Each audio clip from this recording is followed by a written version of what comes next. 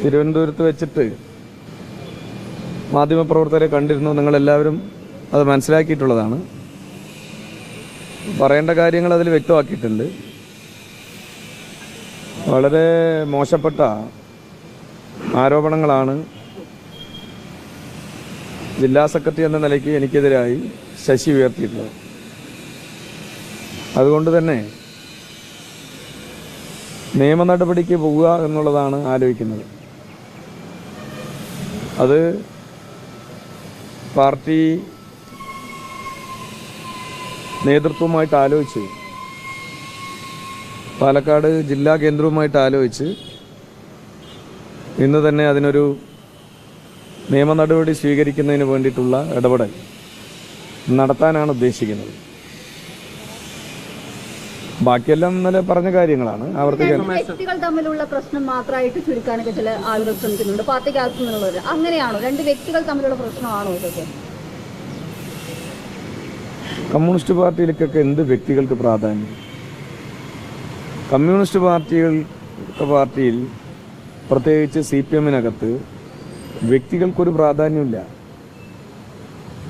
Party എടുക്കുന്ന നിലപാടുകൾ ഏത് ഘടകത്തിലാണോ ഞങ്ങളെല്ലാം പ്രവർത്തിക്കുന്നത് ആ ഘടകത്തിൽ കൂട്ടായ ചർച്ചയുടെ അടിസ്ഥാനത്തിൽ വളരെ സത്യസന്ധമായി പൊതുസമൂഹത്തിൽ നടപ്പിലാക്കുക. അതുമാത്രമാണ് വ്യക്തികളെന്ന നിലയ്ക്ക് ഞങ്ങൾക്ക് നിർവഹിക്കേണ്ടത്.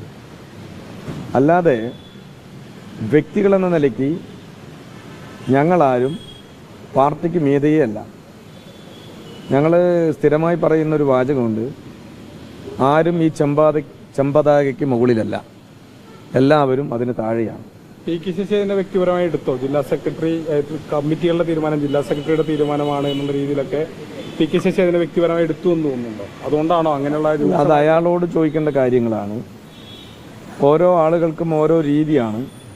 പക്ഷെ പാർട്ടി പറയുന്നത് കേൾക്കുക എന്നുള്ളതാണ് ഞങ്ങളെല്ലാവരും. ഞങ്ങൾക്കൊക്കെ വ്യക്തിപരമായി എന്ത് തീരുമാനങ്ങൾ ഉണ്ടെങ്കിലും ആ തീരുമാനങ്ങൾക്കപ്പുറം പാർട്ടി കൂട്ടായി ചർച്ച ചെയ്തെടുക്കുന്ന തീരുമാനങ്ങളാണ് അന്തിമം. ആ തീരുമാനത്തിൽ നിന്ന് വ്യതിചലിക്കാൻ ഒരു പാർട്ടി മെമ്പർക്കും അവകാശമില്ല.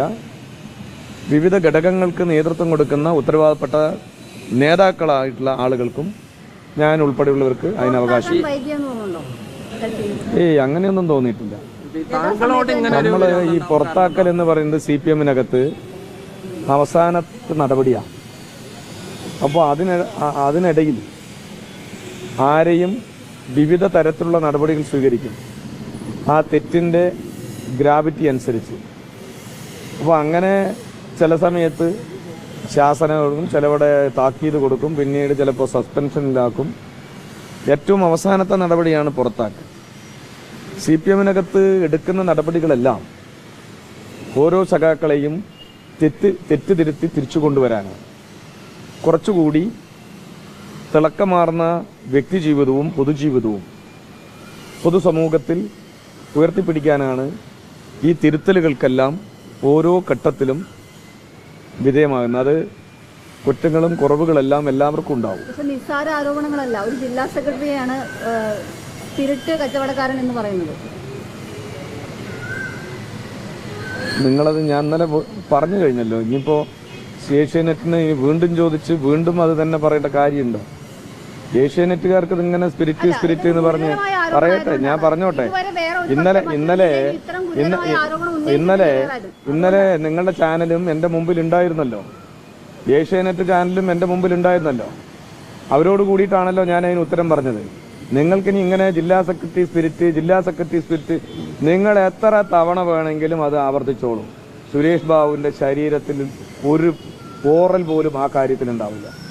ഒരു ചെറിയ ഒരു തന്മാത്രൻ്റെ വലുപ്പത്തിൽ പോലും എന്നെ അത് ബാധിക്കില്ല. അതാണ് എൻ്റെ പൊതുജീവിതവും എൻ്റെ വ്യക്തിജീവിതവും. എന്നെ അറിയുന്നവർക്ക് നന്നായിട്ടറിയാം, ഈ നാട്ടിലെ ജനങ്ങൾക്ക് നന്നായിട്ടറിയാം, ഞാൻ പ്രവർത്തിക്കുന്ന മേഖലയിലെ സാധാരണ മനുഷ്യർക്ക് നന്നായിട്ടറിയാം ഞാൻ എങ്ങനെയാണ് പാർട്ടി സംഘടനാ രംഗത്ത് പ്രവർത്തിച്ച് ഇവിടെ എത്തിയെന്നുള്ളത്. അതുകൊണ്ട് ഇത് പറഞ്ഞിട്ടൊന്നും ഒരു പ്രയാസവും എന്നെ സംബന്ധിച്ചിടത്തുണ്ടാവില്ല. നിങ്ങളിങ്ങനെ പറഞ്ഞു നടന്നോളൻ, നിങ്ങൾക്ക് കിട്ടിയ ഒരു അവസരമാണ്. അതെല്ലാം അതുകൊണ്ടാണ് ഞാൻ ആദ്യം തന്നെ പറഞ്ഞത് ഇത്തരം കാര്യങ്ങളെല്ലാം മോശപ്പെട്ട കാര്യങ്ങൾ പ്രചരിപ്പിക്കുക എന്നുള്ളത് അതിനെതിരായി നിയമ നടപടി സ്വീകരിക്കുമെന്ന്.